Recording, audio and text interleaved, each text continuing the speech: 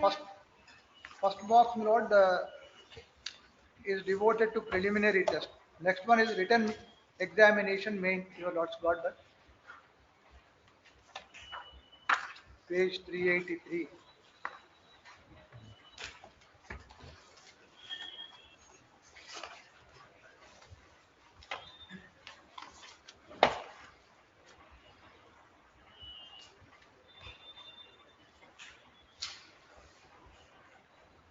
Yes.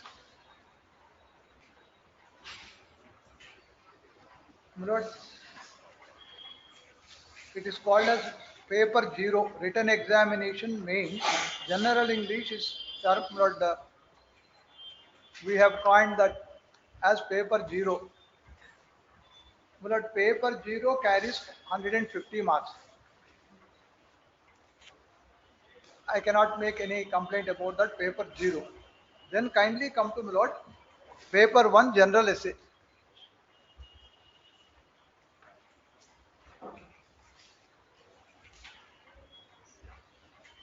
General essay, your lordships will find, my lord, is divided into 6 topics.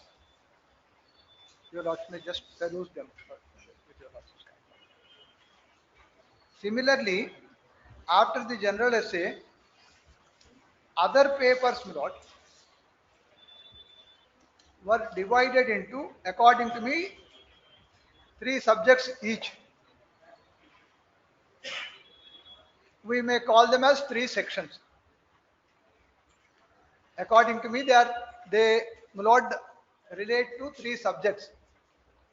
Each one of the papers, other than general essay, my lord, will have 3 subjects separately. Kindly just, Lord, your lordships have seen general essay, my lord, according to me, all 6 are different topics Yes. and not capable of being, my lord, within the knowledge of one examiner, general essay. Then, my lord, paper 2, your lordships will find history and culture of India with special reference to modern period 1757 to 1947. History and culture, cultural heritage of Telangana. Lord, let me assume a situation where a lecturer, my lord, who was appointed earlier to 2014, Yes. in my humble submission, he would not have studied the subject relating to history and cultural heritage of Telangana. There was no such topic ever introduced, my lord, prior to 2014. Then, my lord, third topic in that was, my lord, geography of India and Telangana. Yes. Again, it has got. Then, my lord,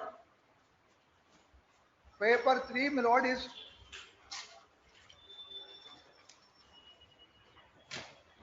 again has got 3 topics: Indian society, structure, issues, and social movements. This all pertains to, my lord, in my humble submission, again history. Constitution is one topic, or, my lord, person having knowledge in one subject. Then, my lord, governance is an administrative law subject, or, my lord, maybe it may also fall within or into the second topic.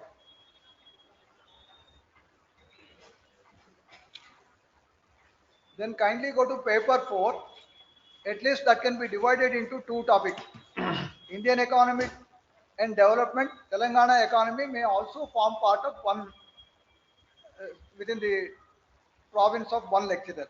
But development and environmental problems cannot be the subject of, my lord, the lecturer, or, my lord, the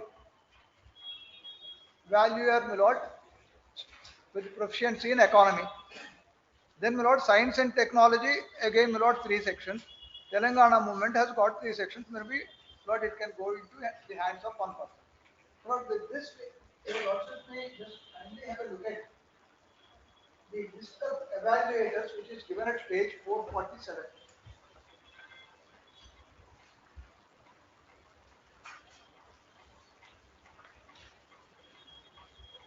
447. 447.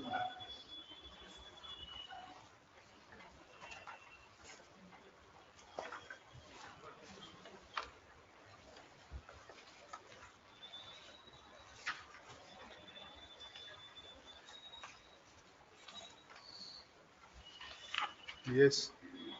Press note. Press note in that they have given the details of the evaluators engaged by them. Page 448, your lordships will get it. It is called under the heading of mains evaluators count. Kindly see that, my lord. General essay, though it was in 6 different topics, they have engaged 57 lecturers without, my lord, segregating, or, my lord, subject specific or specialist lecturers were not engaged.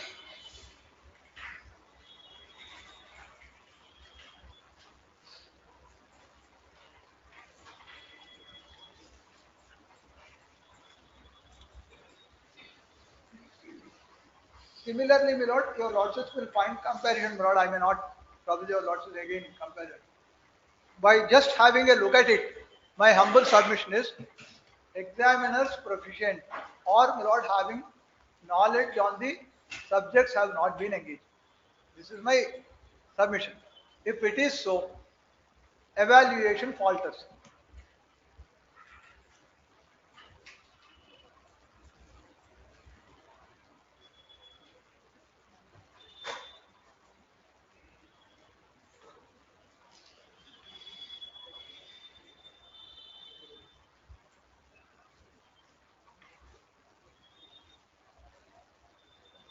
Yes. Lord, may I just request your lordship's attention to, my lord, the second book on decisions. Here itself, I'll just say what the law on the that issue is.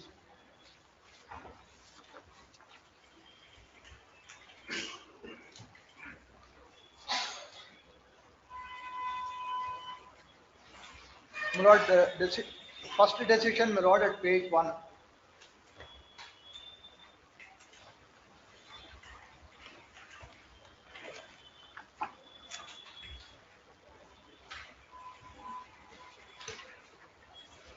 Yes.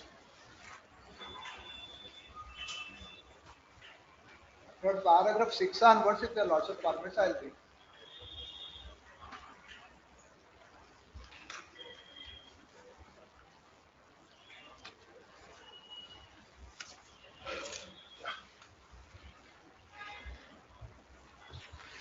Can I read?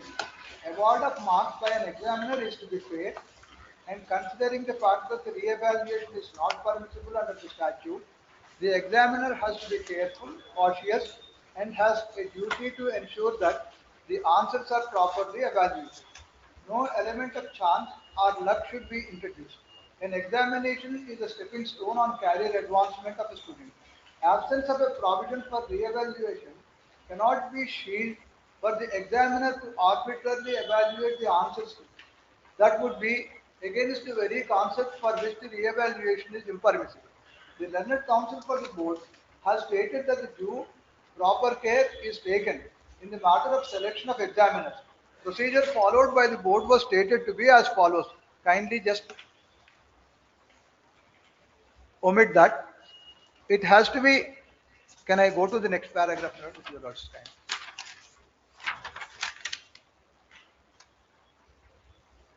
It has to be ensured that examiners who make the evaluation of answer papers are really equipped for the job. The paramount consideration in such cases is the ability of the examiner. The board has bounden duty to select such persons as examiners who have the capacity, capability to make evaluation, and they should really be equipped for the job. Otherwise, the very purpose of evaluation of answer papers would be frustrated. Nothing should be left to show even an apprehension. Kindly, my lord, there shall not even be an apprehension about the lack of fair assessment. It is true that evaluation of two persons cannot be equal on golden scales, but wide variation would affect credibility of the system of evaluation. It is for the same, uh, it is for the same answer, one candidate gets higher marks than another. That would be arbitrary. As indicated above, the scope of interference in matters of evaluation of answered papers is very limited. For compelling reasons and apparent informity in evaluation, the court steps in. Care should be taken to see that the examiners who have been appointed for a particular subject belong to the same faculty. Now, this is what I was trying to harp upon. It would be a mockery of the system of evaluation if a teacher belonging to art stream is asked to evaluate answer papers of the science stream. It may be that teacher had physics, chemistry or biology at the intermediate level, but at the graduation stage he had special paper in zoology. To ask such a teacher to evaluate botany paper would not be proper. Similarly, in the case of a teacher having mathematics at the intermediate level while he took his higher studies in physics or chemistry or botany at the graduation level, evaluation of answer paper of mathematics by him would not be proper. Maybe that he has working knowledge of the subject, but the evaluation should be done by an examiner who is well equipped in the subject. That would rule out the chance of variation or improper evaluation. Board authorities should ensure that the anomalous situations as pointed out above do not occur. Additional steps should be taken for assessing the capacity of a teacher before he is appointed as an examiner. For this purpose, the board may constitute a body of experts to interview the persons who intend to be appointed as examiners. The process is certainly time consuming, but it would further the ends for which the examinations are held. Chief examiner is supposed to act as safety valve in the matter of proper assessment. One thing which cannot be lost sight of is the marginal difference of marks which decides the placement of the candidate in the merit list. The High Court in another case has directed that answer scripts of all candidates so and so should be rechecked. The said decision of the High Court was assailed before this court. So held that there is no provision for re-evaluation. Then we wrote paragraph 14 may not be necessary. Appellant board is certainly not paragraph 15 I am reading now. Appellant board is certainly not blemishless. Undisputedly, lesser marks were shown in the mark sheet supplied to respondent number 1 in the first mark sheet. The total marks indicated was 654. Finally, mark sheet was issued to 690. Except putting the blame on the computer form, the assistant examiner and so, nothing further has been true. It is the first mistake of the computer firm, but the second correction is clearly on the basis of the prayer for re-edition. Ultimately, the board noted that these other paragraphs may not be necessary is the submission that I make. But the emphasis is on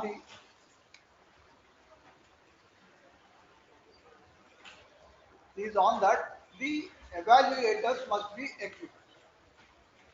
My lord, in my humble submission, as I have shown at page 448, the subject experts have not been engaged. I may, can I now go to my lord again page 448 and just to show that my lord, topic experts have not been, just having a comparison with the earlier.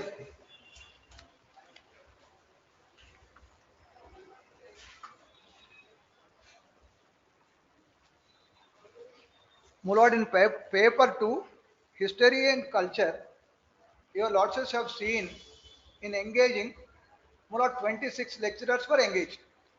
There is no lecturer who knows about, my lord, history and culture heritage of Telangana. Similarly, of course, geography they have engaged some 22 lecturers. Then kindly go to economic and development in paper 4.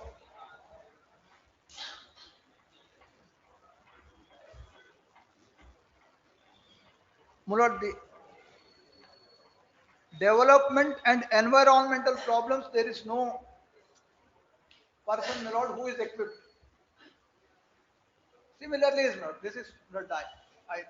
This is what has happened in what I am trying to submit to your lordship.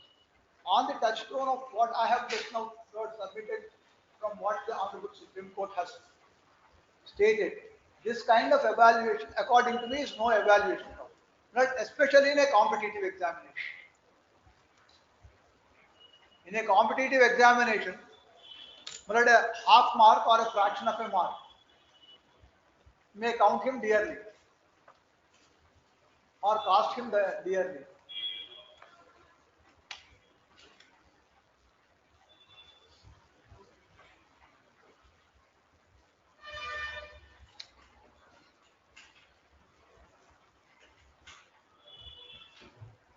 Yes.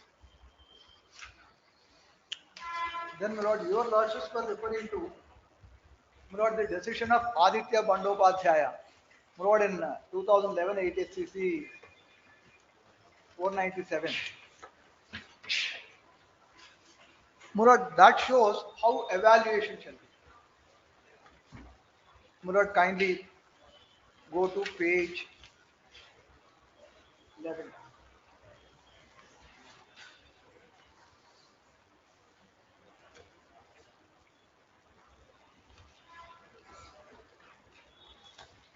Page 11.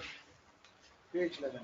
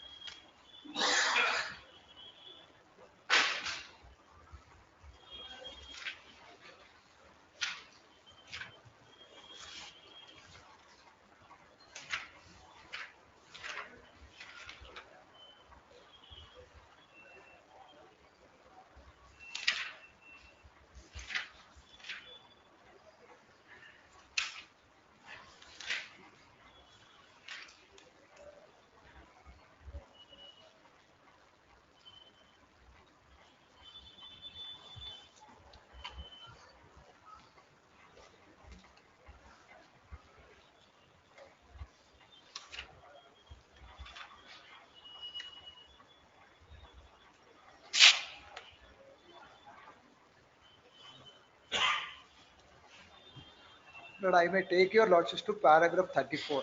But the earlier paragraphs, they have concentrated on there being no provision for revaluation.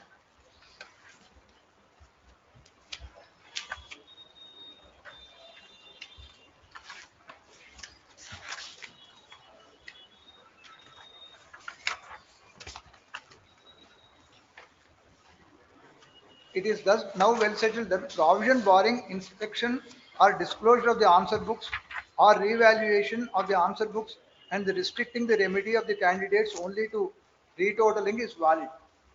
Considered in Maharashtra so and so, as a consequence, if an examination is governed only by the rules and regulations of the examining body which bar inspection,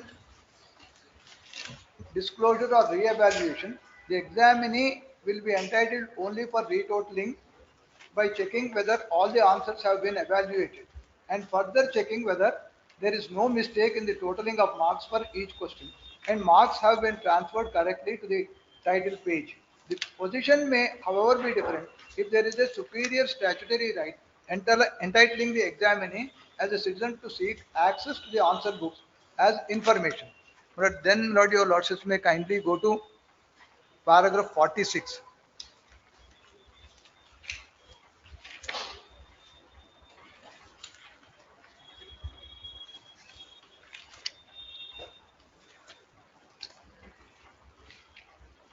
An evaluated answer book of an examinee is a combination of two different informations.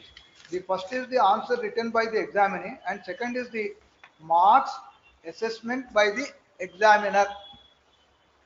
When an examinee seeks inspection of his evaluated answer book or seeks a certified copy of evaluated answer book, the information sought by him is not really the answers he has written in the answer book, nor the total marks assigned for the answers.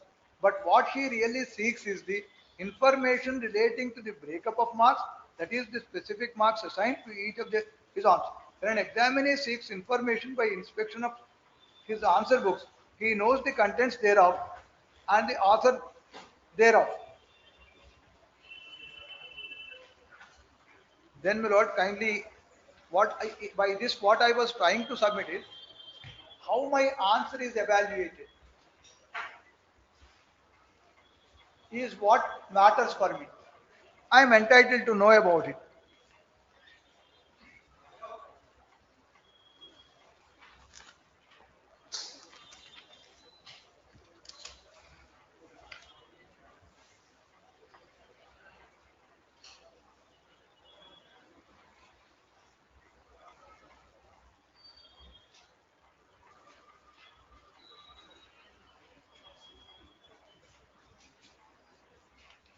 Lord, paragraph 47.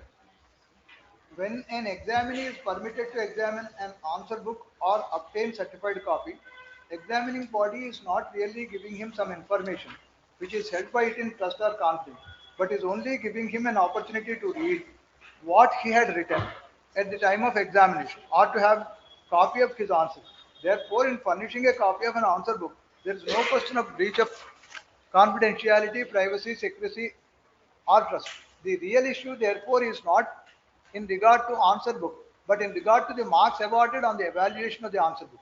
Even here, the total marks given to the examiner in regard to his answer book are already declared and known to the examiner. What the examiner actually wants to know is the breakup of marks given to him, that is, how many marks were given by the examiner to each of his answers so that he can assess how his performance has been evaluated and whether the evaluation is proper as per his hopes and expectations. Therefore, finding out whether the so therefore I have a right to know whether my answer book has been evaluated.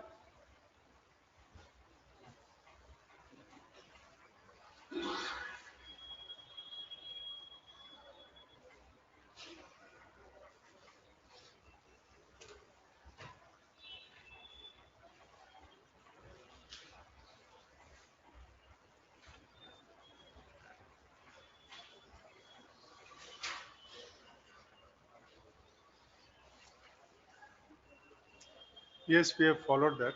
Now, ultimately, what I am trying to say is there must be an evaluation of my answer is the submission of the day. Now, my lord, considering this, my lord, or taking clue from this, my lord, this honorable court, my lord, decided a case where the contention of the my lord, examining body is that we have examined his papers, we have awarded him the marks, and we need not indicate him as to how his paper was examined because it was done in the form of my lord online evaluation or so. That was the contention raised. This honorable court, my lord, in the decision, my lord, in at page 60,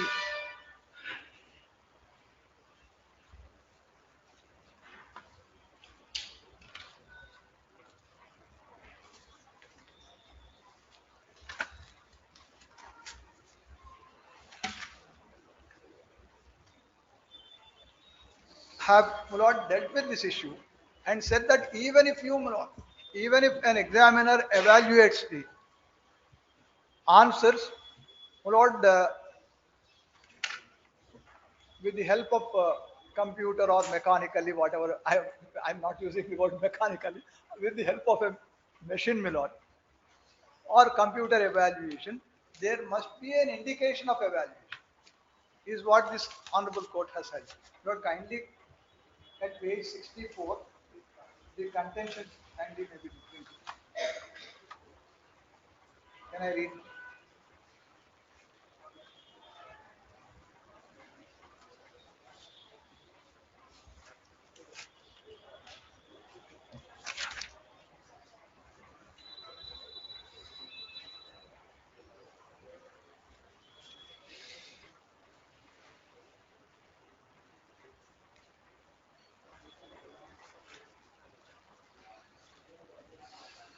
Can I read?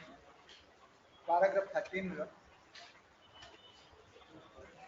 Mr. P. Venugopal, leading the arguments, contends that evaluation of manuscripts has been hitherto done manually and that the second respondent did not inform the change from manual to online valuation of answer scripts.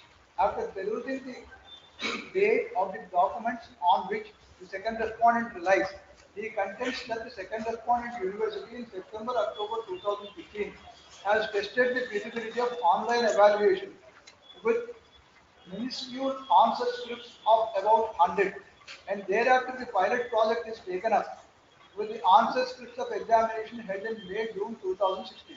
Therefore, answer scripts have become objects of study at ill-equipped diagnostic centers, evaluation centers, or at the hands of the inexperienced analysts, examiners, and therefore the report's marks cannot be held to be reflective of physical content of the answer scripts.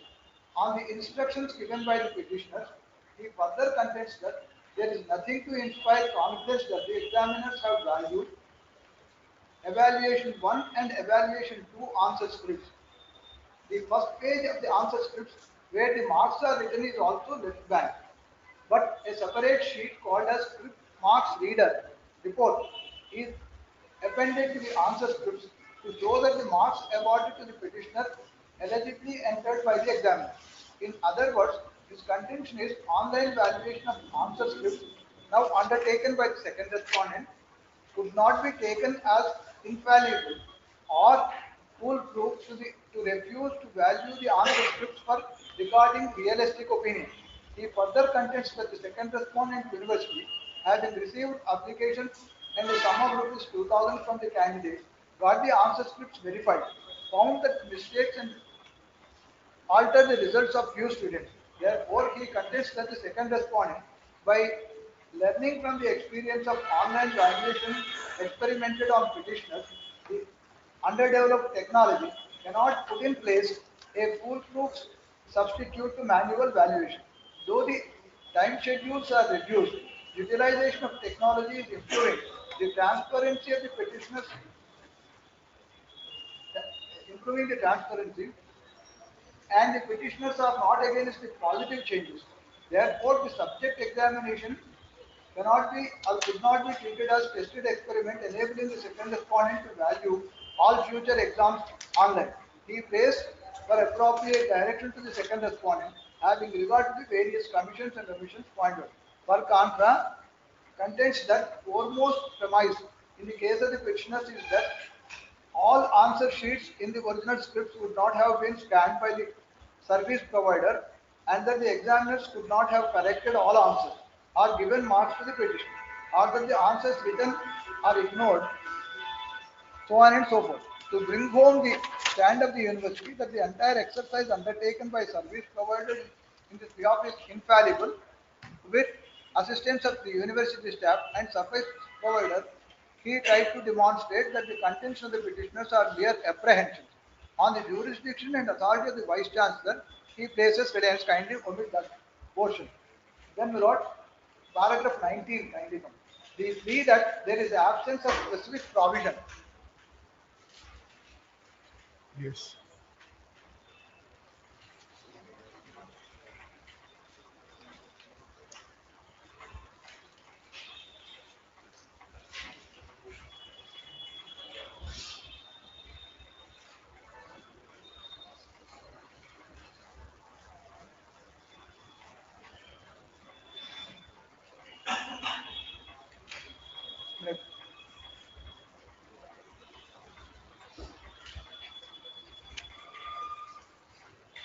Paragraph 19. Para 46 D is actually what you are trying Correct, correct.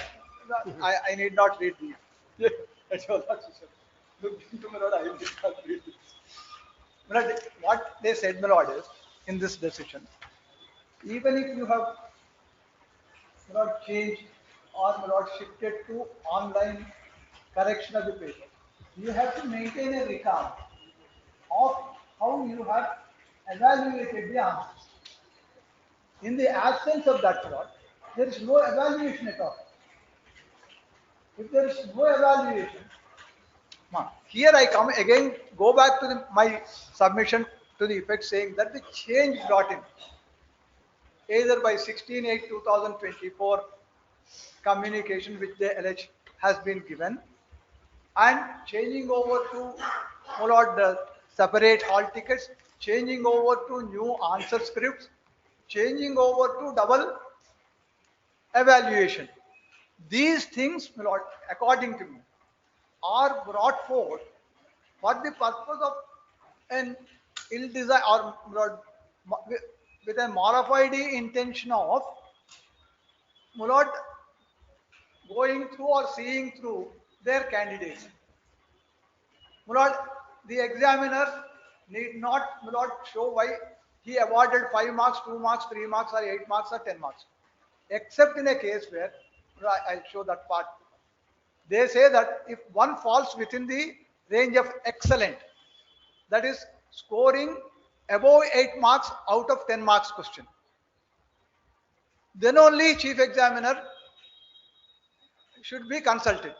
Otherwise not. Supposing, my lord, I get 7.5, I will escape the chief examiner looking into. I may fall into the net of my lord, chief examiner if I score more than 8. But persons will not scoring between 1 to 8 marks for a question. There need not be any indication at all. If the examiner or evaluator wishes to, my lord, award more than 8 marks for a question, then it goes to the chief examiner, not otherwise. Now, my lord, question is, will your lordships permit? No indication for any evaluation, just because marks were awarded.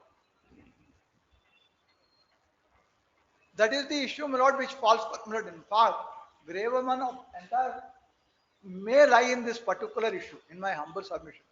If this change brought about gives a long handle to them to deal with me arbitrarily or to deal with someone else with favorably,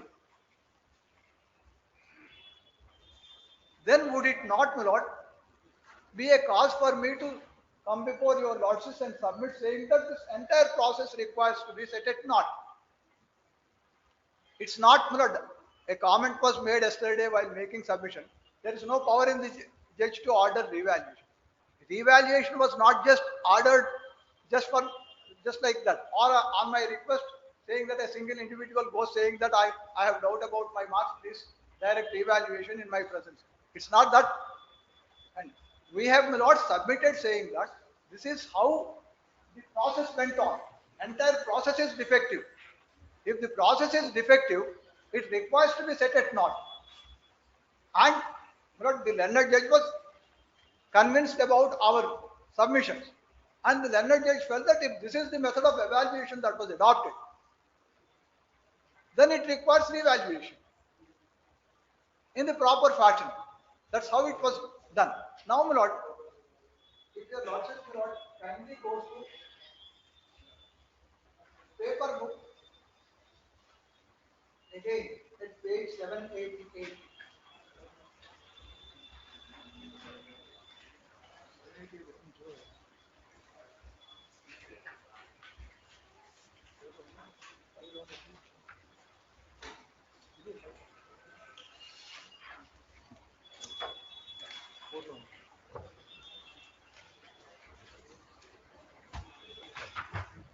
Four.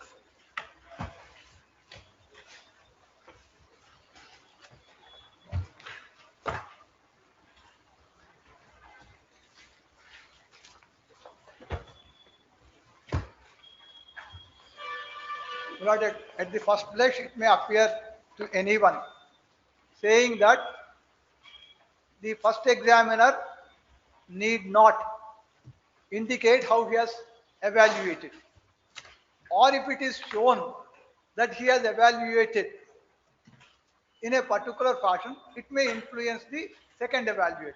This may be, Lord, at a first blush, it may appear to be a sound submission from the other side. My humble submission is, no one will write, no examiner Perhaps I was also an examiner for some papers. But as an examiner, I have, or perhaps your lordship also may have the same experience of being an examiner. We just, my lord, put a mark, either right or underlining or some such thing, to indicate that I have read that particular portion. I have applied my mind to what they have written. If nothing is indicated, the question is, did they award me marks arbitrarily or not at their whims and fancies? Or did they evaluate my answer book and awarded me the marks?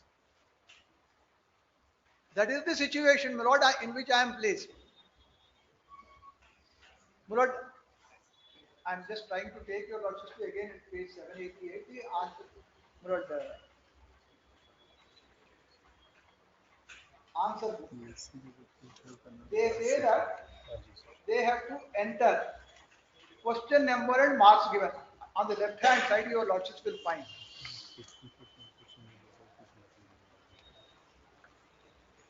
Yes.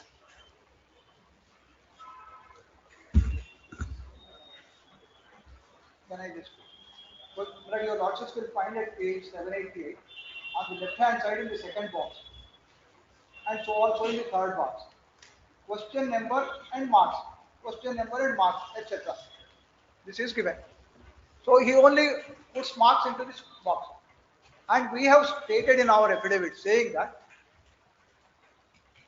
the time spent by the evaluator, my lord, is hardly 1.5 minute on a question.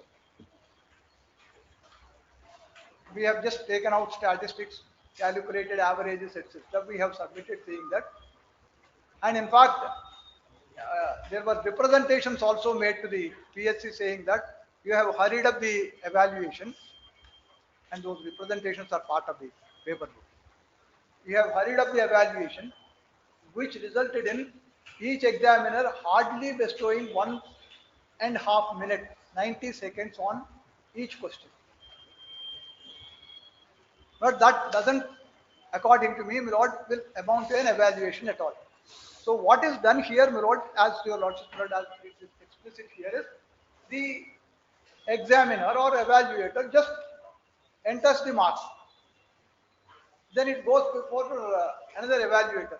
He also doesn't indicate how he has evaluated, whether he applied his mind or not. He enters his marks. Then it goes to the third evaluator. Therefore, my lord, my humble submission is this kind of evaluation or this introduction of double evaluation is a motivated one. Earlier, conventional type, your lordships have seen paragraph 1.7 and 12.5 of the notification says, we will evaluate your answers manually or conventionally. Sorry, not manually. Digitally or conventional? Conventional. Digitally mode. or conventional? Conventionally. Conventionally. Conventional evaluation, as if I am aware, whatever I am aware, I can only say whatever I am aware. Conventional evaluation is goes before a sole evaluator, he evaluates. And my lord awards me the marks after applying his mind, not without applying his mind. And by resorting to this kind of change, my lord, they have violated every norm, including, my lord, the terms of the notification. My lord, not only just your lordship, it is being argued saying that prejudice has not been established. This is the prejudice which I show to your lordship. If my answer book, which is my property, as held in Bandopataya, it is my property. It's, but if it is done in that, dealt with in that fashion, I am hurt. It cannot be dealt with in that fashion. Is the submission that I am entitled to the protection of my lord 16. It's not being done. Therefore, my lord, this kind of evaluation is bad. Then, my lord, next, more importantly, they were harping on. But I did not put any caveat on any kind of condition on that. The argument that they were advancing is, it went to a second evaluator, first evaluator, second evaluator. If I am correct, Murad, kindly correct me also. They said that it will go to two evaluators. Each paper goes to two evaluators. Then, if there is a difference in marks, it will go to third evaluator. Question now that falls for your lordship's consideration is, will the total marks of the paper by the first evaluator, so-called first evaluator, and the total marks of the awarded by the second evaluator to that particular paper, and the difference there, if it is 15%, it will go to the third evaluator, is what I have understood from their argument. Murad, that method is, in my humble submission, an absurd one, in the teeth of what is contained in the page 788. Just I will try to demonstrate your loss. But it will go to not less than two evaluators. Your losses have seen the evaluators list. Each paper has got three sections or three subjects. Each paper has got three sections or three subjects. Sections or subjects. According to me, each section is a subject. Then only that expert, that subject expert who deals with that particular subject of section 1 only will correct. It will go to another evaluator for first evaluation, to another person who not dealing with another subject. It will go to the third evaluator for the purpose of making correction of the questions in the third section. Why so? Why so? Because one subject for But one paper doesn't have one subject. no, not that way. The list which was reflected at that page 448, 440. that list had 20, 30, There are etc. evaluators from different subjects. Covering the main subject, main paper. They said that Yes. paper number 1, 2, 3, 4, 5 and Correct, 6 correct. have 22, 37, etc. But in paper number 2, for example, there are two sets of lecturers. One set of lecturers are not dealing with topic number 1 or in section number 1. That Another, is quite hair splitting. Quite hair splitting. kind of just No, we have seen that. We have seen that. well, let me put it other way. Supposing not in section 1, history is there. Section 2, geography is there. But my questions relating to geography are liable to be corrected by only geography lecturer, not by a history lecturer. Therefore, my paper, that particular paper, not which has got three topics or three topics, will go to more than one evaluator. Out of those 20, say there are 20 for that subject. Between those 20, only 1, 2, 3 will it go, not to the evaluator of some other subject. No, that's what I meant. 20 evaluators on history, 20 evaluators on geography. So my section 1 of that paper shall have to be corrected by 20 evaluators of history. One more.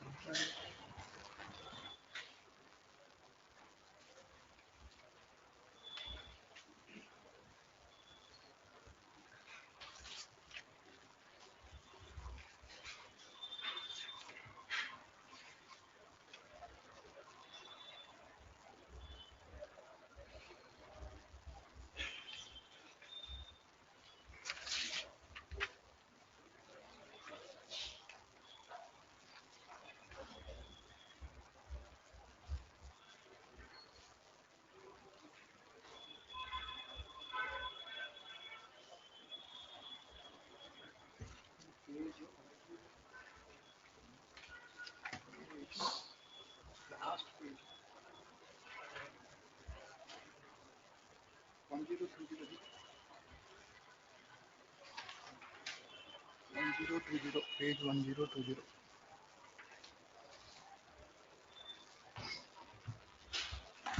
Yes, yes. What I try to submit.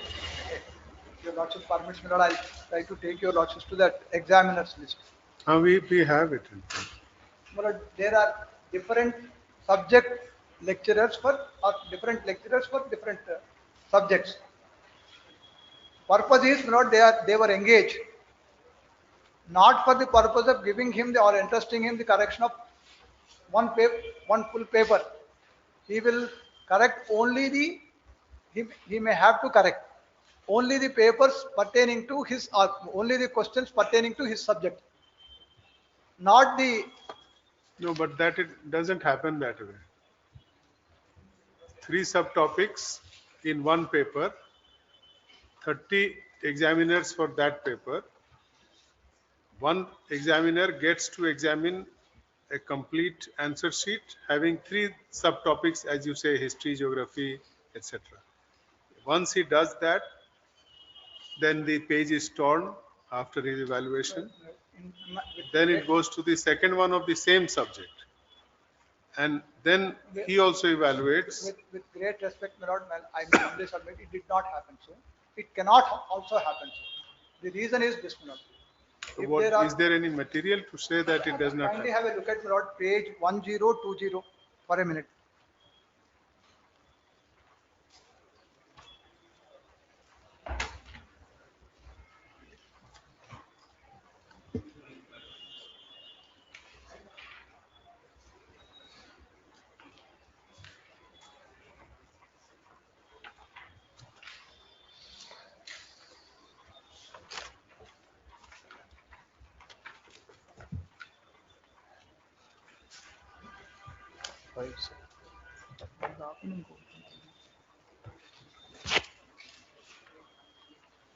Yes.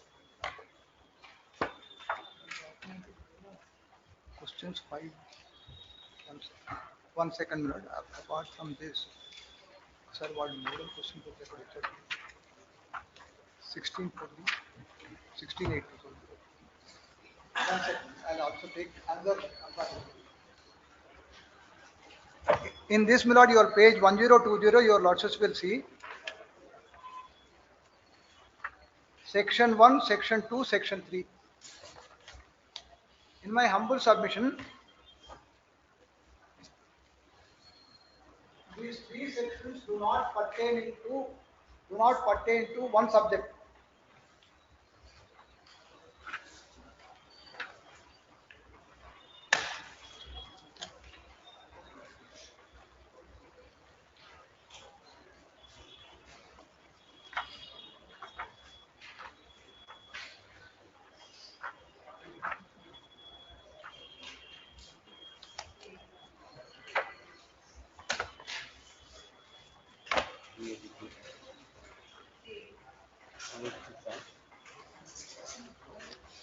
Yes. He says he's more thorough than me, but Sit down. I do not want to Say, ultimately. Just kindly see the syllabus millet that was prescribed in the notification at page 384.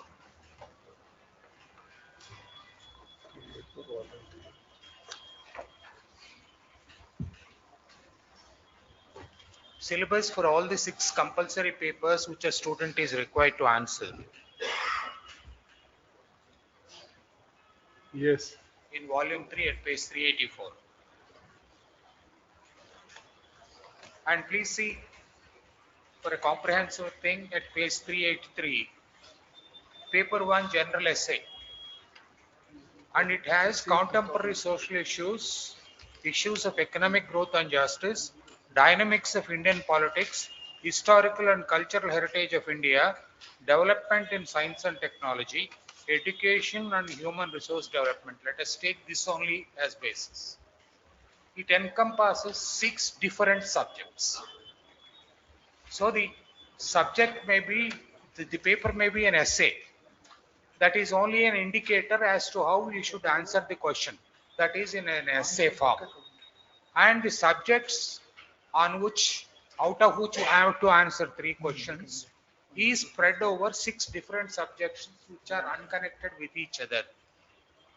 When that is the scenario, when my paper is evaluated by an examiner, examiner may be broadly conversant with the current affairs or something else, or particular history, modern history, or other history.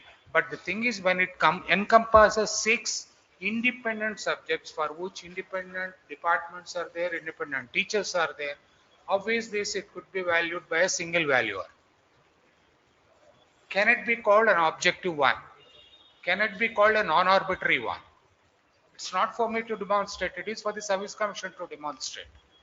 All that you are saying before this honorable court in support of the examination is, they say that we have got it evaluated by 2 persons and the difference is 15% or more, then we have sent it to a third evaluator. That is one sense of saying, that is one part of moderation what they are trying to say. But this particular question they never answered. Please come to second one also, this will be more important. History and culture of India, any history teacher will be able to deal with it. Now, second one, history and cultural heritage of Telangana. As my friend was pointing out, this subject came into being Millard after the state was divided and Telangana came into existence in 2014. And this was taught in schools from 2014 onwards. I may be, as a resident of Hyderabad, I may be knowing what is the kind of history and cultural heritage of Hyderabad. But reading it from the examiner's point of view, is it possible for a teacher who studied history to examine it critically in the level of a competitive examination, for which scoring is very, very important, and a decimal point makes all the difference for the purpose of selection. And please see 3 also, that's not only one in respect of this. In respect of all the 6 papers, one paper cannot be valued by one subject expert. I have an inherent right to get my answer script evaluated by an expert in the field. And you say that you have appointed experts. Who are their experts? It's in your domain. It is for you to select them. But thing is, you have to answer us how each of the paper is evaluated. And we did not allege Millard that we have suffered because of it. We have suffered, that's why we are on the petitioner's side. We are the losers because of this faulty system. Yes, we have followed. I'll just further elaborating Lord what the submission that was made. Will your lordships kindly come to Lord page 1024.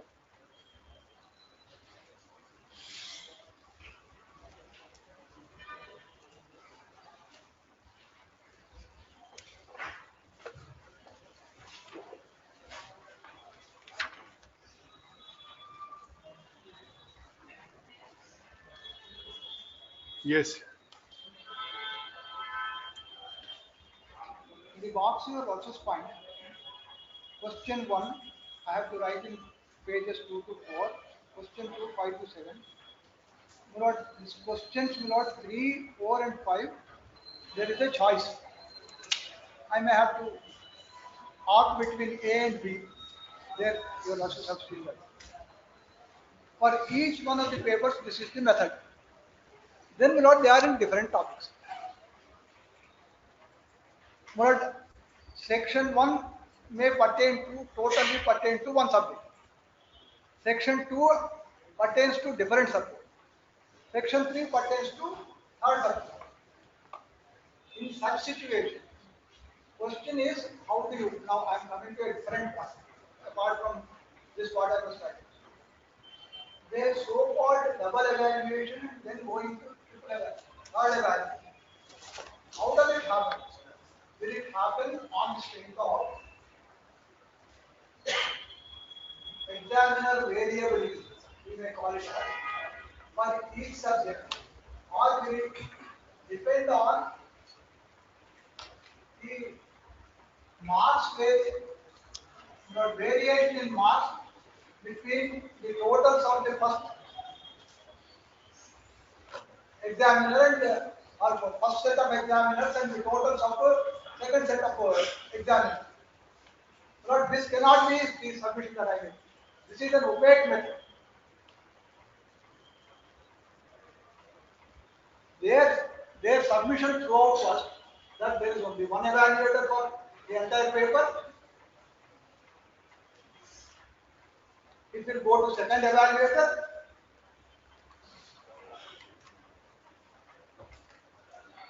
Then the total of the marks.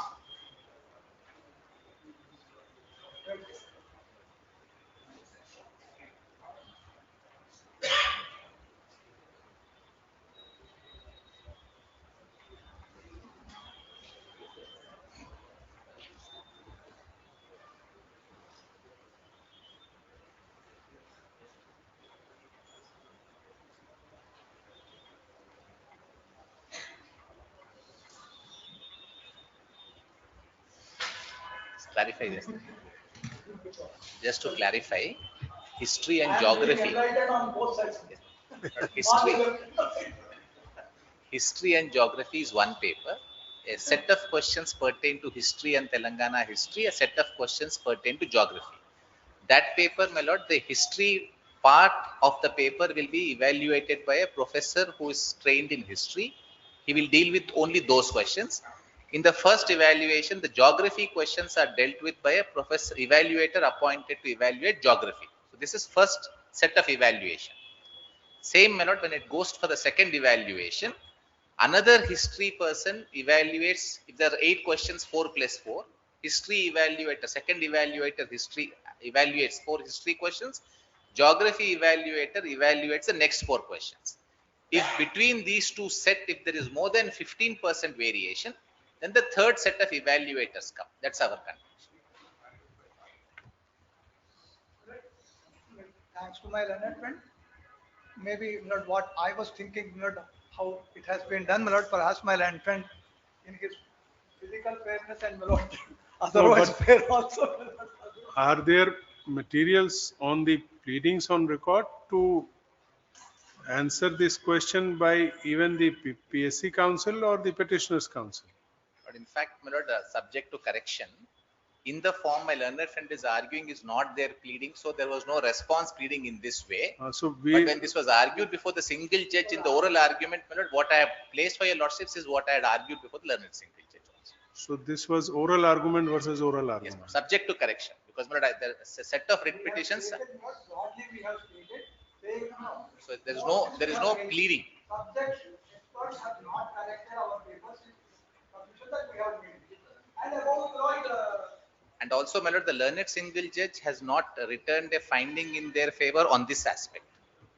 That is why we were asking this question. I So we have followed that point. We can move on to another point.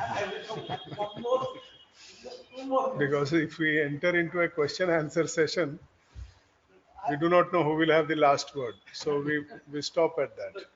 Only just one more minute I take on this subject. Yes. On this subject, only one more. What I was trying to do, this, I'm not on the question now. I'm on the question of Lord. Now, the entire argument estimated by Leonard Senior, then Mr. Prakash Reddy, then Lord Leonard Senior, Lord Lady Zan and Shankar Narayan, etc. was done. This double evaluation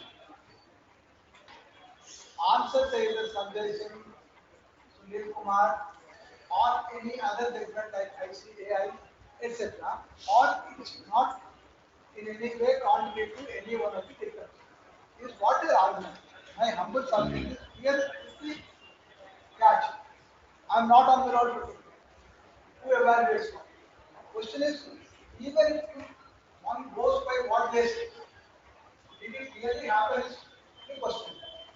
If it is so, the difference in marks for each question has to be looked at. If the difference in the marks for each question differ by 15%, not it should necessarily go to third level, but entire submission made yesterday, not what I have understood is now, is that only when total marks in one paper made by one evaluator, what is presupposed is that my paper is corrected by only one evaluator. Even otherwise, my paper is corrected by 3 evaluators. They only go Followed. Go by the total of 3 sections. Well, either difference between first evaluator and second evaluator, either first evaluator gives me 100, second evaluator gives me 86. Then my lord, it will be more than 15% difference. If it is total, but where is the question about first evaluator and second evaluator? It may be in first evaluation and second evaluation, not by first evaluator and second evaluator. If they want to apply it to the total paper, it is like that. But it cannot be done because each subject, each section is not having different sections. In that process, Lord, it doesn't answer the dicta of either moderation or Lord, what do you call it as balancing the scales, etc. It doesn't answer. Very good. This is the submission with reference to that. Then, Lord,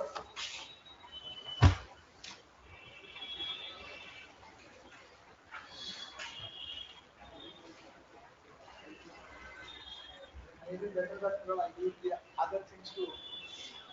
In fact, that would be better because Hearing one voice. no, and your 1 hour time is over. No, that's the reason. No, Plus 5 minutes of interruption by us. no, I was only thinking that because I have raised all these things in my repetition, I should argue other points. But I will be leaving without nothing to other persons to draw. Therefore, I wish that my husband takes over. Not if anything is left, what I will see. At the end of they do not cover what I should cover. I am now restricting myself not because I said that I will complete my submission because this is not out. I have something more to add.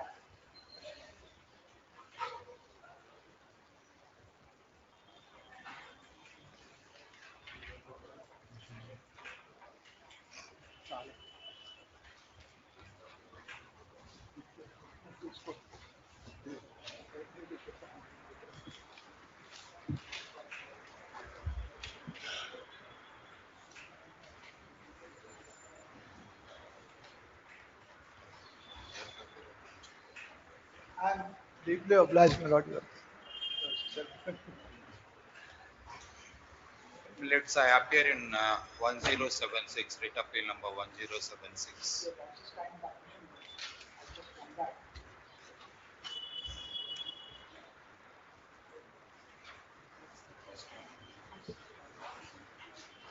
Respondent number 2 in this said writ appeal. Sir, we are all using the papers in 1066 only. Unless If it is not inconvenient. yes, unless it is absolutely necessary and if these papers are not to be found in the 7 volumes, then only I refer to the other writ appeals for the purpose of bringing home my point. Otherwise, I'll just give the reference and leave it at that. Let's. I need not overemphasize the fact, Your Lordship. Is there any written submission from your side also? Unfortunately, my advocate on record tells me they didn't file any written submissions. But after I conclude, Millard, I'll give a 1-page note. If only 1 page. Because I'll be touching only 3 aspects of the matter, which have, according to me, Yes. let's see, Lordships are judicially also recognized that the conduct of the public examining body should be like Caesar's wife.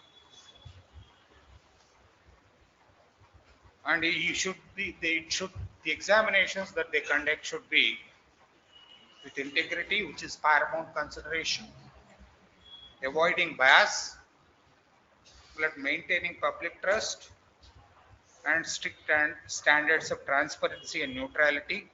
These are the hallmarks of any examination conducted by the Service Commission. In this era, where the information has become a fundamental right, I've been hearing submissions of the Learned Advocate General saying, where did they get this information from? Those questions, should not detain us for the reason that under the Right to Information Act, I have access to so many things. I can bring them to the notice of the court also. There is nothing that the Service Commission should be afraid of when they are brought before the court. Now, I'll just, with this preface, my lord, I take your lordships to the contentions which I am proposing to advance. The first one is regarding the method of moderation. And for this purpose, the notification is totally silent.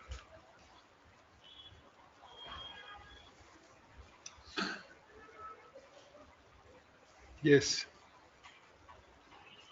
Millet, for the first time, that the papers were evaluated by two persons, and in the event of a disparity spreading over 15%, then it was sent to third valuer, has come to the day, light of the day on 13th of March 2025 through the web note that is issued by the Commission. That is after the examinations are over.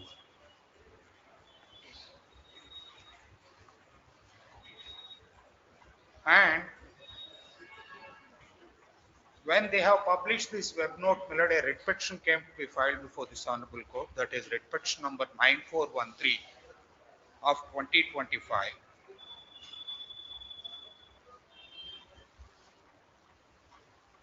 Which is subject matter of writ appeal number 1070.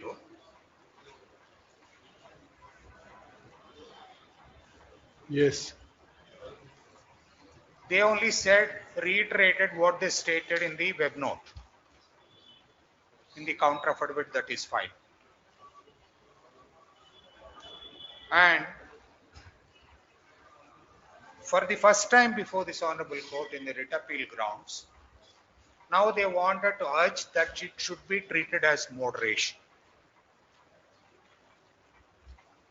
Prior to that, in the counter affidavit that was also filed, my lord, in the writ appeals, they said for group 1 examinations, there is no need or necessity for moderation. That is the specific stand that is stated by them in additional counter affidavit filed before the Leonard Single Judge in volume 5, page 940. I just read for your lordships. Your lordships need not trouble yourselves. Paragraph 70. Just permit me to read this. The petitioners in writ petition number further alleged that no moderation scaling of marks was carried out in the present examination. It is submitted that the moderation or scaling is a method that enables the rationalization of grand totals in favor of few discipline subjects and is dependent on the pattern and the scheme of that examination. It is adopted in the examination at the discretion of the recruiting bodies, which involve multiple optional subjects. However, no such moderation is required in group 1 examinations because all the papers are mandatory and all the candidate takes the very examination. This is the stand that is adopted by the Service Commission in the counter affidavit that is filed before the Leonard Single Judge. For the first time in the writ appeal grounds, at page 38, if your lordship would notice,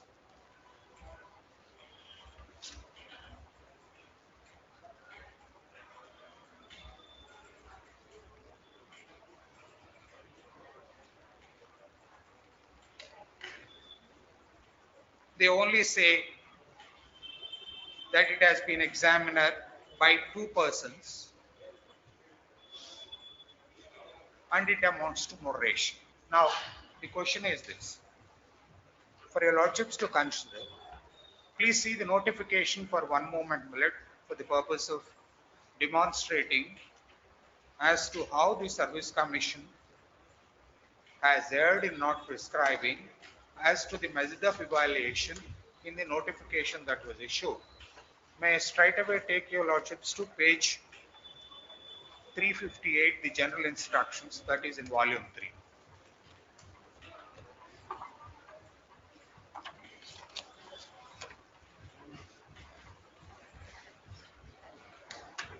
Yes.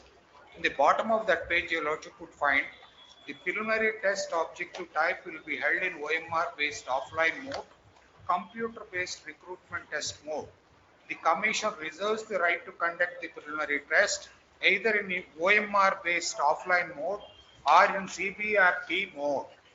Very good. Then the Commission will normalize the scores of the candidates for the computer-based tests which are conducted in multi-sessions to take into account any variation in the question papers across different sessions. The criteria of normalization is given in Annexure 7. And please see Annexure 7 at 407.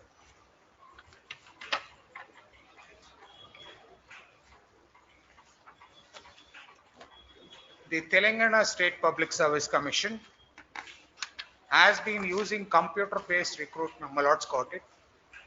Page 407.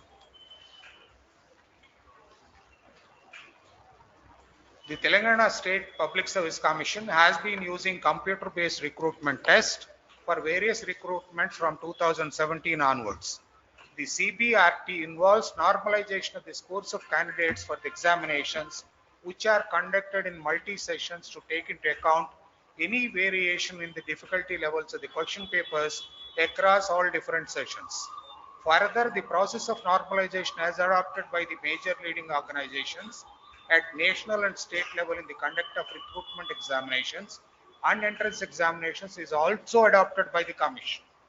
The Commission has adopted the following formula to calculate the final score of the candidate in the multi-session CBRT examinations as recommended by the expert committee constituted by the Commission.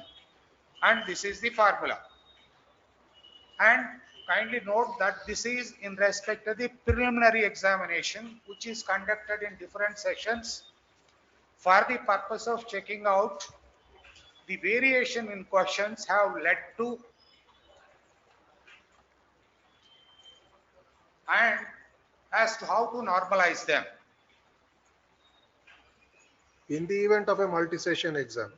Beg your lordship's pardon. In the event of a multi-session exam. It is. Otherwise, there is no need for them to mention it. Yes. So they are aware of the vagaries of students or candidates who are appearing for the examinations because of certain changes in the patterns that are being conducted. There is likelihood of prejudice, so we wanted to normalize. Now please come to the main examination, back to page 359.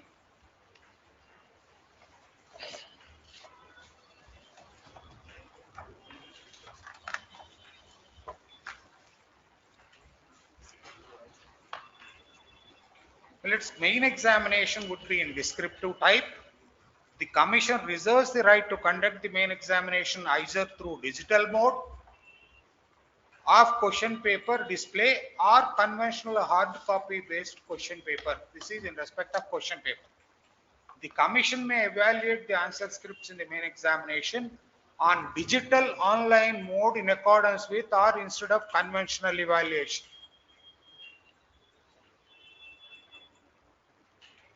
What is that digital mode has been explained at page 374, 12.5.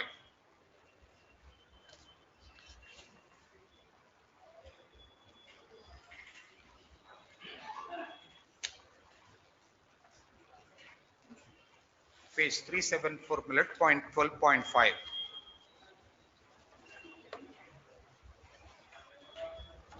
Or more repeated.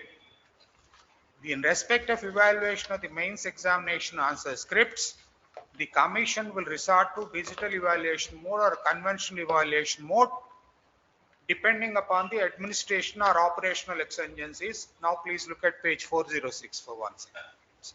I'm sorry, I'm making your lordships to turn pages so often. Yes.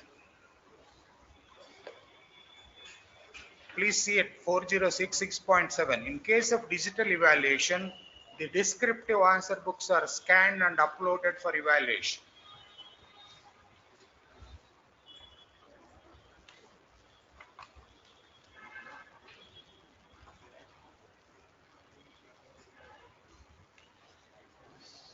Except this, Millard,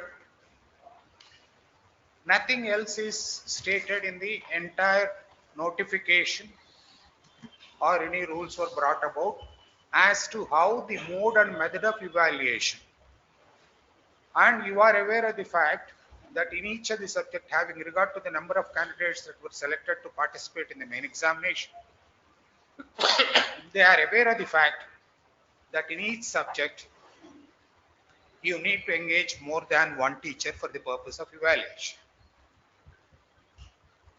And since you claim to be an expert in conduct of examinations, having practicing all this for over a long period of time, then it is must be within the knowledge of the Service Commission that you need to normalize it, because the procedure of normalization is known to you and you have applied it in respect of the preliminary examination, but you have not stated anywhere with reference to the mains examination, which is the elimination examination, where candidates would get eliminated from the contest.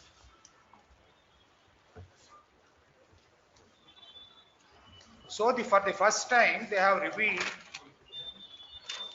in the web note that there will be 2 stages of evaluation by 2 valuers. Yes. All right, let us take it that according to them, that this is the method for the purpose of normalization.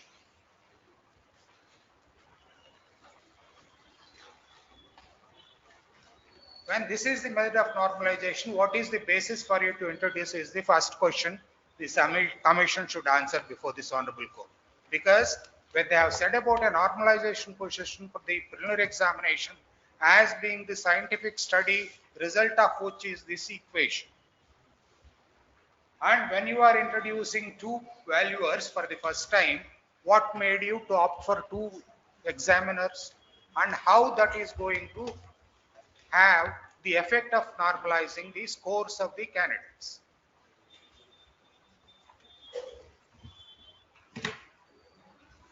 Millets, as your lordships have explained in the here and also in the Supreme Court, that the process of moderation is resorted to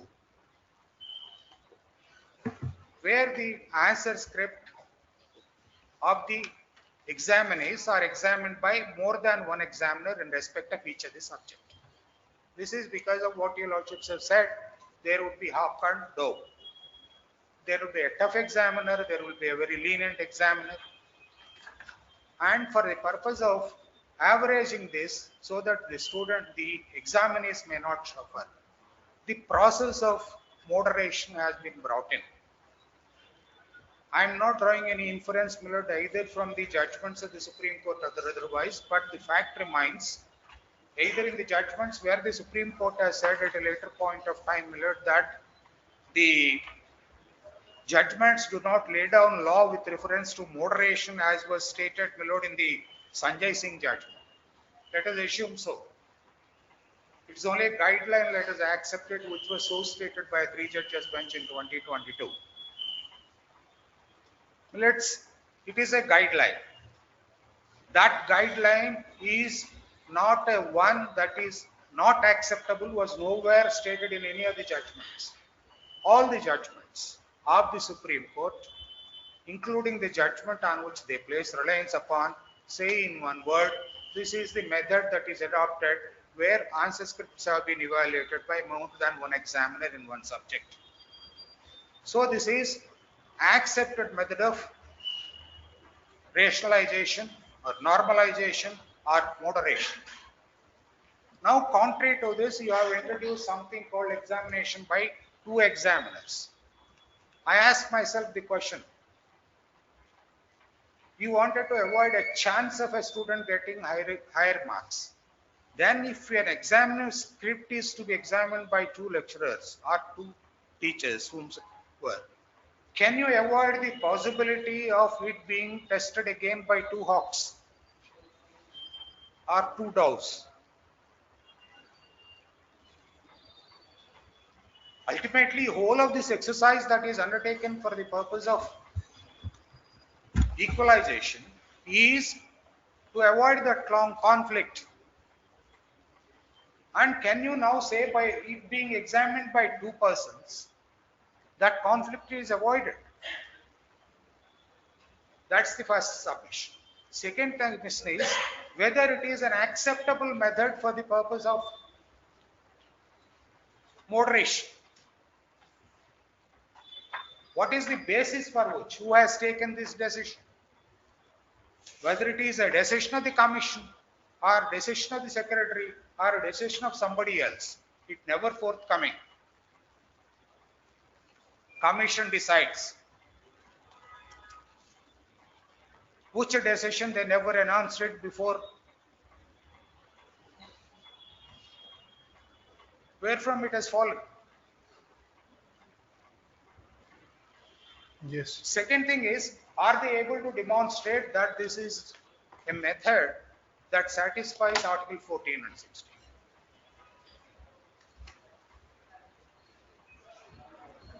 It is not arbitrary, non-arbitrary solution for the purpose of moderation. Are they able to demonstrate before this court? Or that is study of an expert body.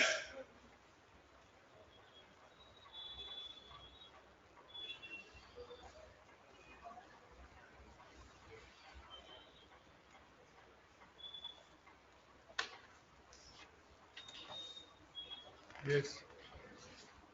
And the expert body in its wisdom has suggested this method for the purpose of normalization or moderation.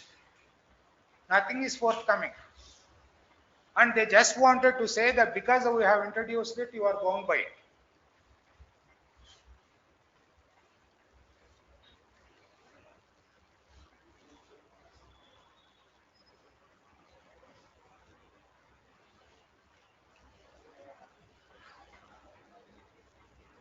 Yes.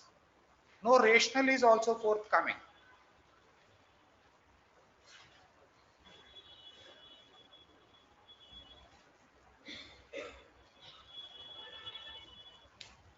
When there is an universally accepted, legally acceptable formula is available to the service commission, and in the absence of their own that is available to them by a scientific study or otherwise, trying to justify their action in the first instance saying that there is no need for moderation, and at later point of time taking this stance in my respectful submission, this shows, Millard, the double standards on the part of the service commission in the examination evaluation process.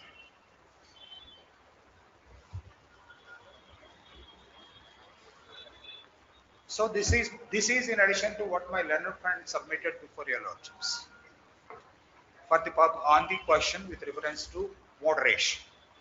I don't need to refer to your lordships, Millard, either Sanjay Singh, Millard, or the other judgments of Pranav Verma. They have been read out to your lordships in extensive.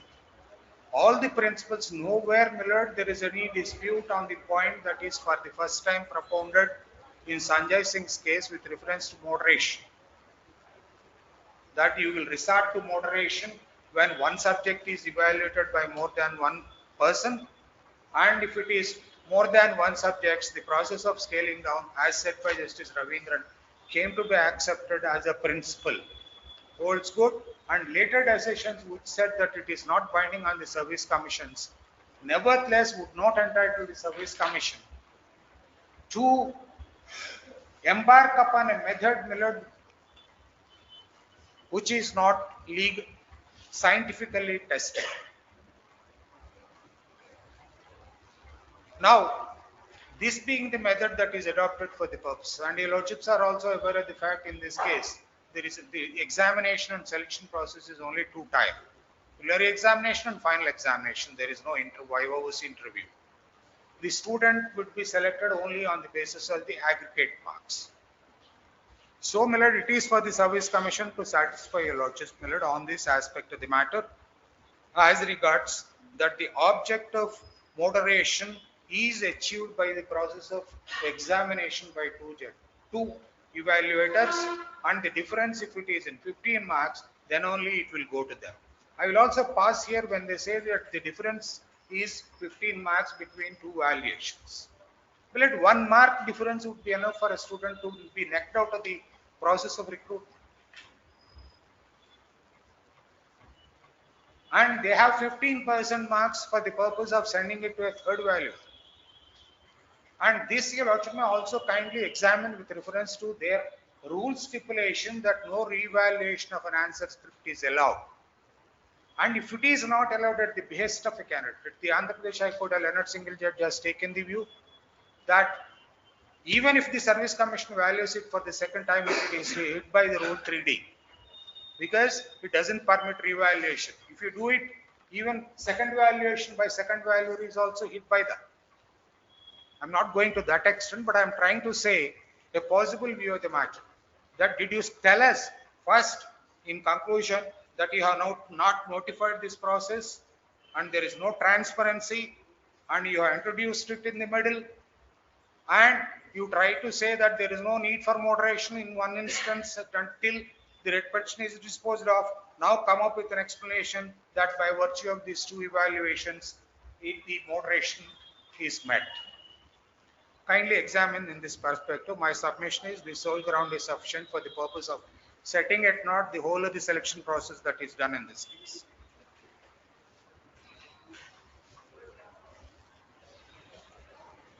I come to the second of my submissions, that there is violation of the rules on the part of the Commission as to why the Commission is feeling shy to come with true facts.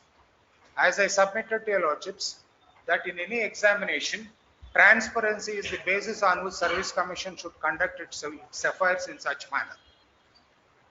If your conduct demonstrates that there is no transparency in your handling of the situations, then your conduct falls foul of Article 14.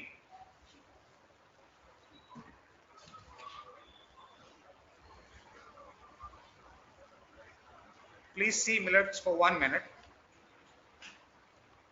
Clause 15.2 and 15.3 is at page 377.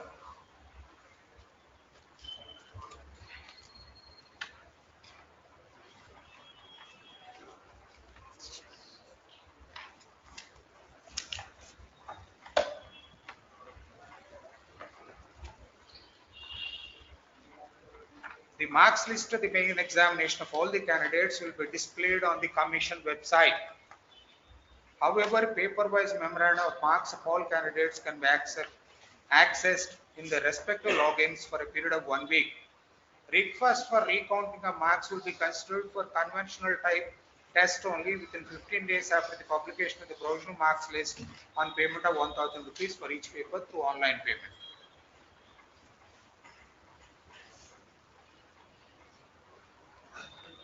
Now, the admitted position is that they have breached the first part of 15.2, which mandates that the mark list in the main examination of all the candidates will be displayed on the Commission website. This is an accepted fact, undisputed fact. Now, they say that no prejudice has been caused.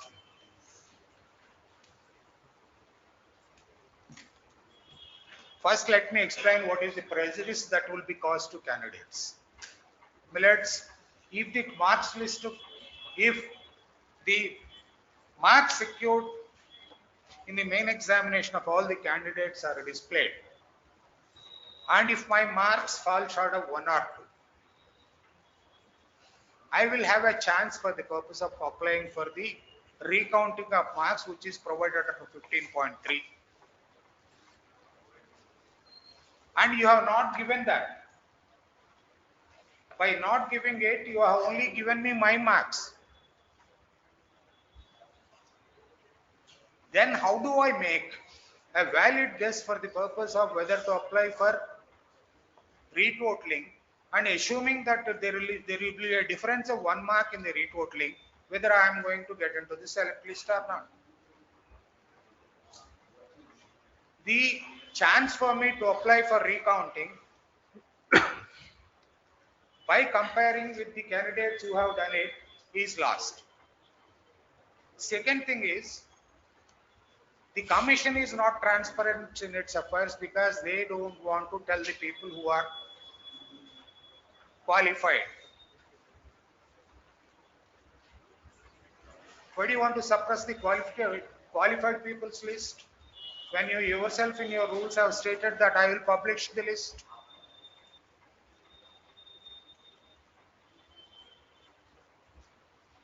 Why have you given only the candidate his individual marks in the logins? That means you want to suppress the information.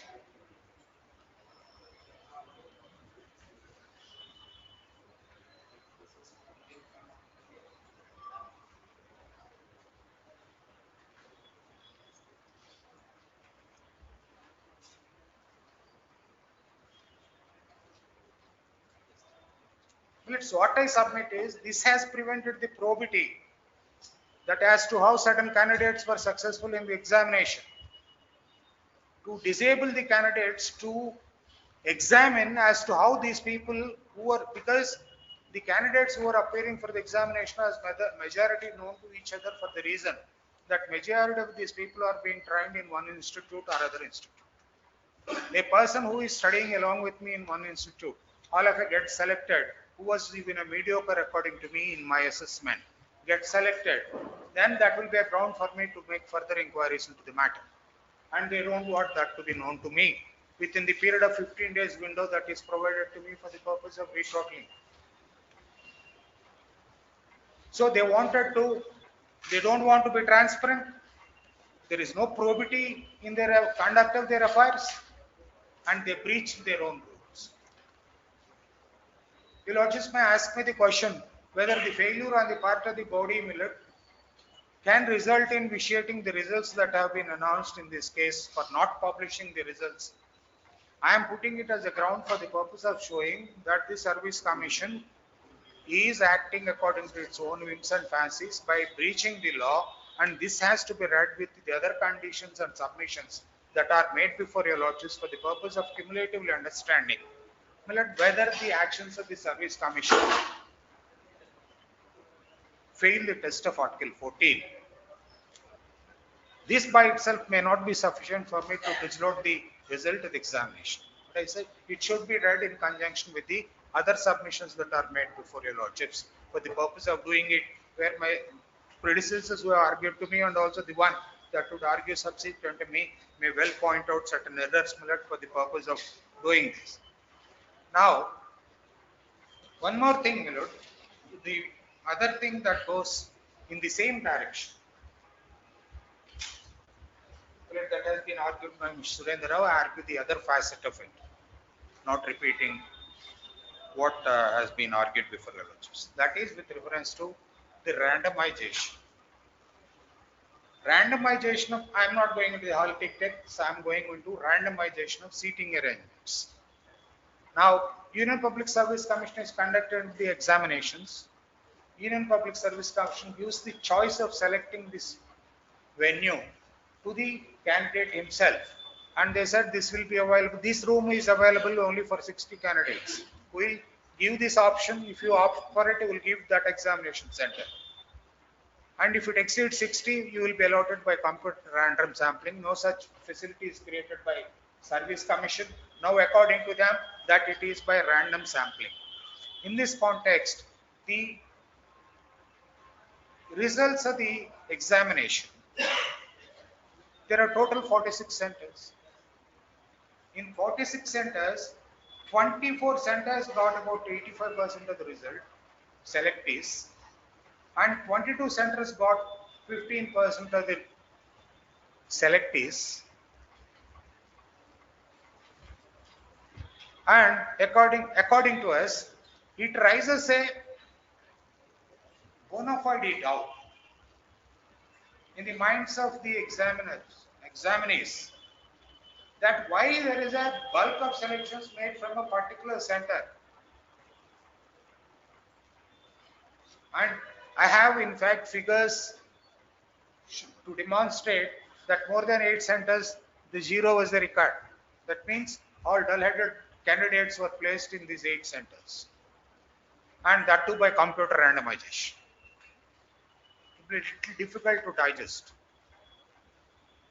In any parlance, either a statistical parlance or otherwise.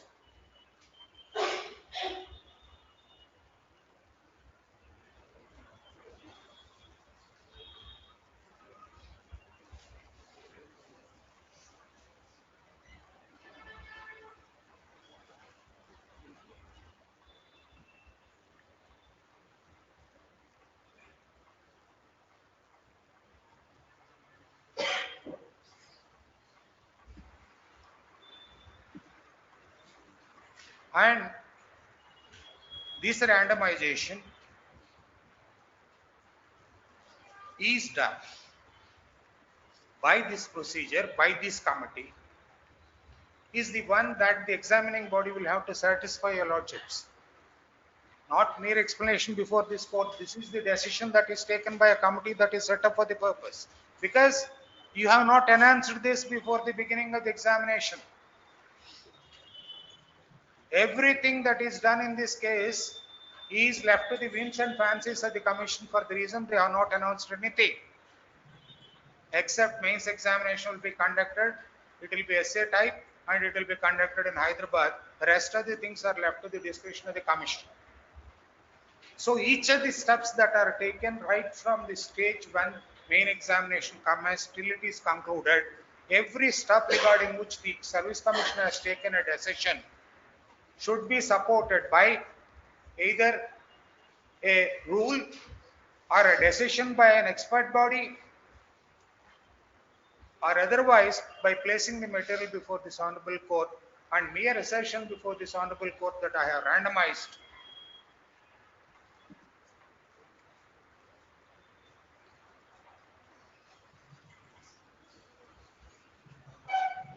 and even while answering the said question in the writ petition.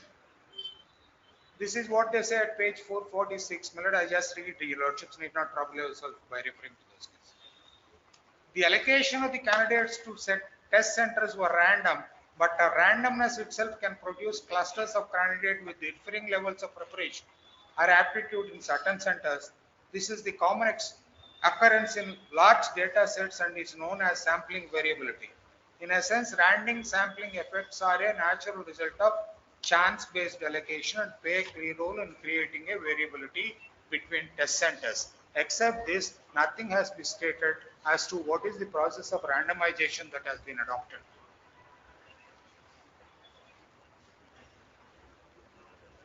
Your lordships are testing it only in the perspective of Article 14, whether this is an arbitrary exercise of power that is resorted to, particularly in the light of the Constitution Bench judgment, Millard, who said that you can't change the rules of the game in the midst.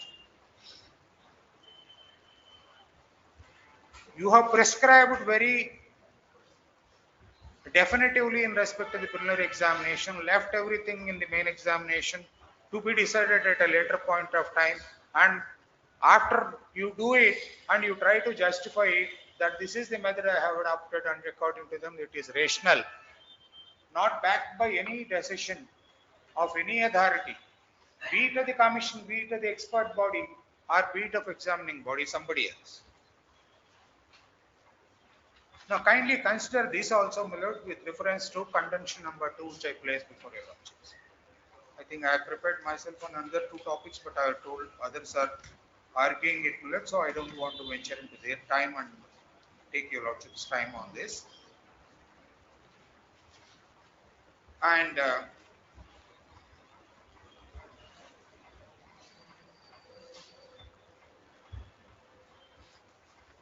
with this, Millard, I conclude my submissions on 3 aspects. I'm grateful to your lordships.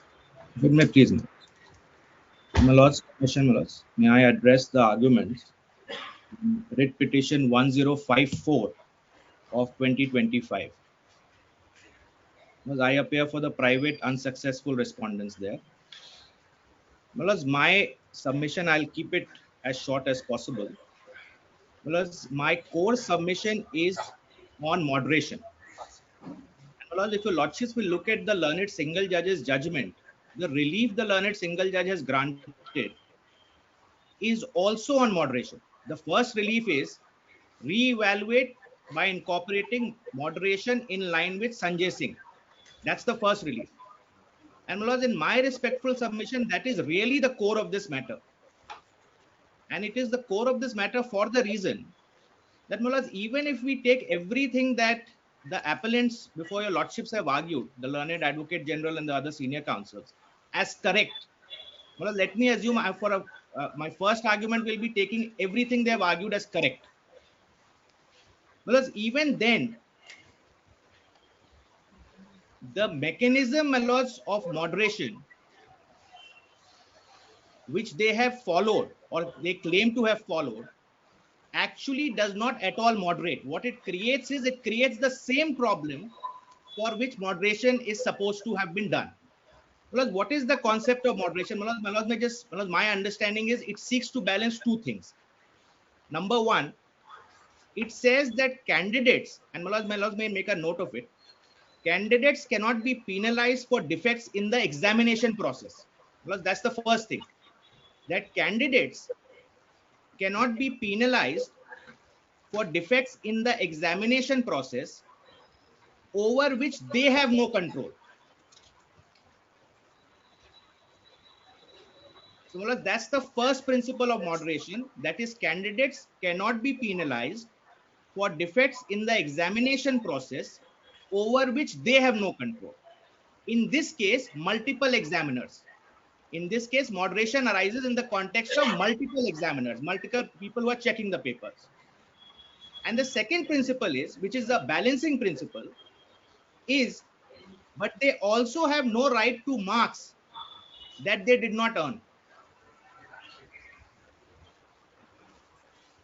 They have no right to marks that the candidates on their own merit did not earn.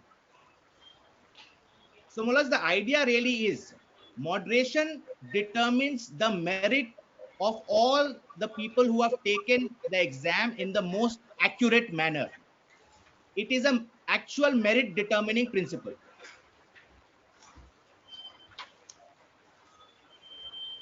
Yes. It does not leave it to the vagaries of the nature of the examiner, as Mr. Adinarayan Roy also said. It does not leave it to the vagaries of whether my paper went to a liberal marker or a strict marker. And therefore, my lords, and I will take my lords through Sanjay Singh one para. I know it has been read to your lordships, but I want to take your lordships through it. I'll take your lordships through, but I'll just pick the point first for purpose of clarity. Sanjay Singh says two things. Sanjay Singh says that first the moderation must be internal. So as the papers are being checked, the chief examiner must ensure that whatever is being examined is as close to the center or what the intent of the chief examiner is. But Sanjay Singh thereafter says that that is not real moderation, that is internal correction. Moderation begins after the paper leaves that examiner. Because even assuming that we have the best mechanism for guidance for each examiner, if each one of us have a predilection, may I put it like that? Because your lordships have your predilections. Because we as lawyers know somebody is more conservative on bail, somebody is more liberal on bail. So irrespective of bail jurisprudence, benches split differently. I mean, just as an example. Similarly, irrespective of what the downstream guideline is, markers will mark as per their predilection. Hawk and dove, Mr. Adinarayan used that term. That's the term is used in Sanjay Singh. It will be marked like that. So moderation begins after the marking is done by the individual examiner. And my laws have been shown that page 448, where each of them at least 22 to 50 examiners are there. Now, what is happening in this case when they take, what do? They say, the learned advocate general argue that we have moderated. How have they moderated? We have two examiners. We take the average of both those marks. And if it's more than 15%, we send it to a third examiner. And if the third examiner, whoever he is closest to amongst the earlier two, we take an average of that. That's the mechanism, if I have understood correctly from their affidavit and the submissions. Because why that is no moderation at all, it's this. Number one, because it is quite likely that at least a large subset of cases, both the examiners will be liberal. Both the examiners will be liberal. Equally well, in a large subset of cases, both the examiners will be strict. I hope I'm making myself clear. So, in a large bunch of cases, both the examiners, there's no way, they have not said there is any determining principle for them to say, oh, we are mixing it up. In a large number of cases, both the examiners will be liberal. In a large number of cases, both the examiners will be strict.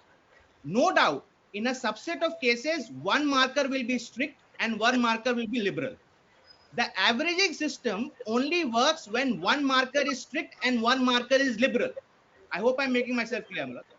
The averaging system makes sense only for that subset when one marker, when my copy goes to one liberal marker and one strict marker, so one gives me 40, one gives me 60, my average comes to 50. Then it makes sense for that subset. That may be 20%, 30%, 35%. We don't know, but it's a subset. It's not all the people. But for a large chunk, it is going to strict markers and equally well liberal marker. There is no moderation at all. Plus, that's my respectful submission. At a systemic level, this is no moderation at all. And Malaz, we did research Malaz, in preparation for this matter. We did, Malaz, me and our team, we did a lot of research. We examined more than 70 cases to see what is the nature of moderation. We have not come across, Malaz, subject to correction. Of course, one cannot explore the universe, subject to correction. We have not come across one case where this kind of an averaging principle is done. Malaz, moderation is not like determining the price of a property. It's not valuation. That's not the intent behind it. The principle behind moderation is something completely different. They have treated it like NCLT values property. You take two valuers, come out to the middle, you'll get the right number. I'm sorry. For most of the people, you don't even come close to the right number with this moderation principle. So, Malaz, my first submission is that if objective of moderation is to actually ensure that as a deeming fiction, the papers are checked by one examiner instead of 30, 40 or 50, this averaging principle and then sending it to the third if it goes above 15% is completely, Malaz, fails the purpose. Now, for instance, say my paper goes to two strict examiners. One will give me 40, one will give me 42. My average will be 41, correct? Whereas, Malaz, my real merit is say 50. I hope I'm making myself clear. My real merit, as per if the chief examiner had examined my paper, is 50. It will never come to the picture. It is not in that 15% block of going even to the third person. And that is what has happened in this case. Manoj, that is why, Manoj, your lordships will see the pattern, and I'll place that, Manoj, that in some centers, 85% people have gotten selected. And in some centers, there's zero. Manoj, obviously, there's no moderation in this process. Obviously, there is no effective moderation. If there was effective moderation, you can't have such queues. Especially when it is the case of the commission that we have sent everybody to all centers randomized. I agree with them. Let's assume that they have sent a randomized. That's all the more reason their case on moderation fails.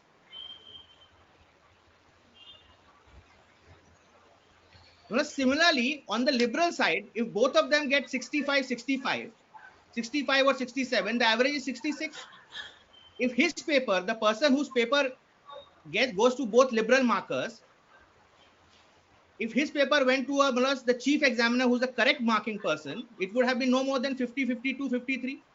He sails this thing, plus he steals the march ahead of me for no reason, not on his own merit, but only because where his paper went for checking.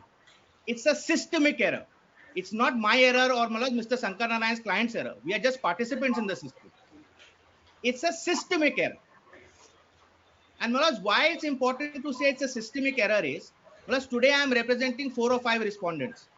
Malaj, let us assume, Malaj, your lordships were to agree with us and say yes, and the single judge, and say moderation is required. I don't know, Malaj, whether my marks will go up or down. I don't even know that. It may even go down. In fact, Malaj, if your lordships were to accept my argument, some of the other side's clients may even benefit. Their marks may go up higher. Because it's not one of those cases that I got 3 marks less and I'm saying, Manoj, give me 3.5 and I'll cross over the line. I don't know where the line is. All I'm saying is the line has been drawn wrongly because systemically there is no determination of merit because you have failed to apply proper moderation. I hope, Manoj, I'm making myself clear. It may not even benefit me. Manoj, so therefore, Manoj, it's really a correction of systemic error because real merit is, I'm in the hope that my merit will go up. That's why I'm arguing this case. But there's no, this is not one of those cases where I have lost out by 2 marks and I'm saying that if these answers were answered correctly, I would go over the line. That's not the case here at all. This is the case where the real merit of each of the individuals, including those who are today's successful candidate, has not been determined. Their marks may go up, their marks may go down, but today as a system, who fails, Malas? I may fail, yes. But the state of Telangana fails in getting the most meritorious candidates. all because of a designing error in the exam process. I may succeed in this case, I may still fail, my lords. I may still not have the marks. In fact, it's possible that I don't know, my lords, how good my clients are. It's possible that some of them may have got the marks with liberal markers. If it goes moderation, their marks may even go down. So, Mulaz, it's not for myself that I'm arguing this matter, really. It's for systematically does the state of Telangana get the most meritorious candidates in the Public Service Commission? That's the Mulaz submission.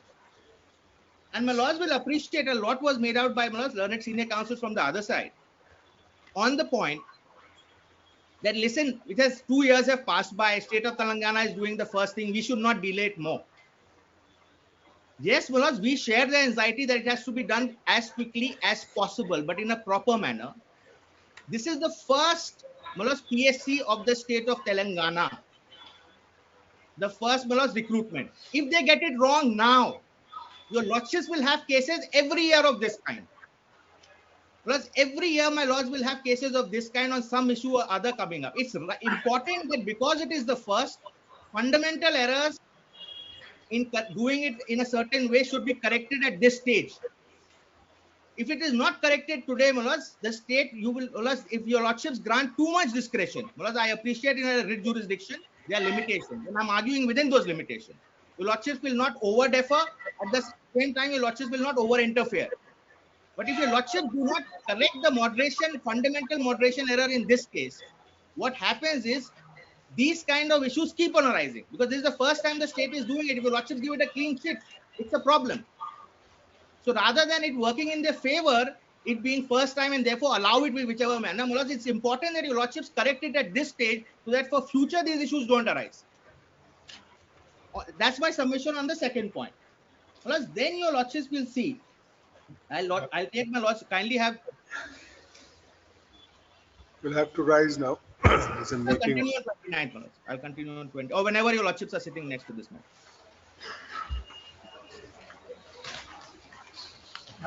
I only request your lordships to spare me 15 minutes, my lord. The next.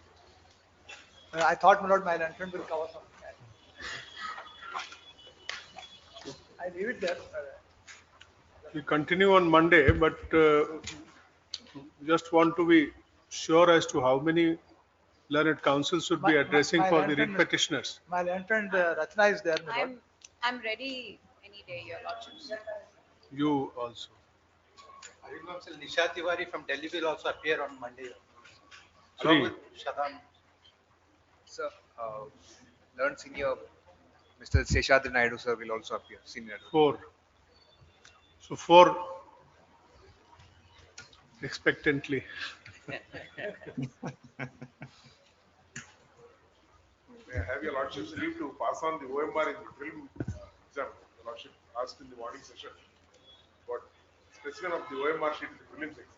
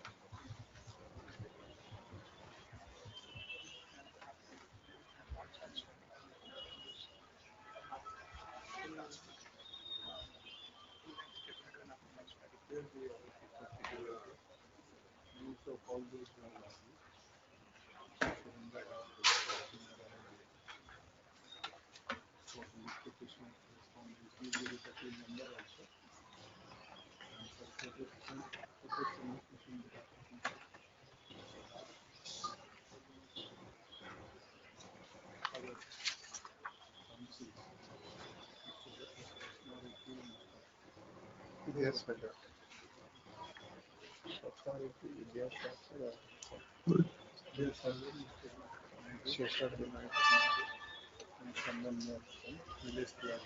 Ah.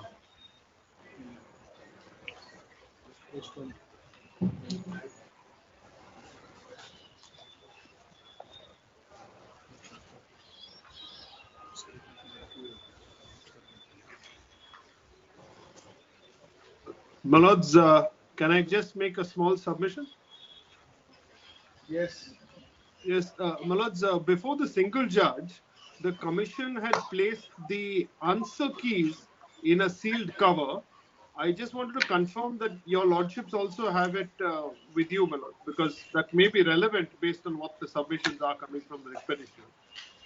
The commission had placed it all in a sealed cover. I requested your lordships to spare me 15-20 minutes on that aspect, my lord. What has been produced before the learned single judge? Perhaps, my lord, I may have to cover that aspect, my lord. Was it returned back to the commission, or Yes, yes, it was. then we don't have that? But this was on the aspect that the examiners did not have a reckoner pointer for the purpose of marking. One of the arguments made was examiners had no guidance, so each of the examiners could mark at their discretion. This fell from the bench. This was replied, my lord, by way of a further affidavit which was filed by the commission to say no, each of the examiners was trained, each of the examiner was told how to mark and what are the pointers to be noted in each of the answers. This is again a aspect of moderation. We'll reply, my lord, in utter, but that papers will keep ready in case your lordships want to see. I have to cover that. Grateful.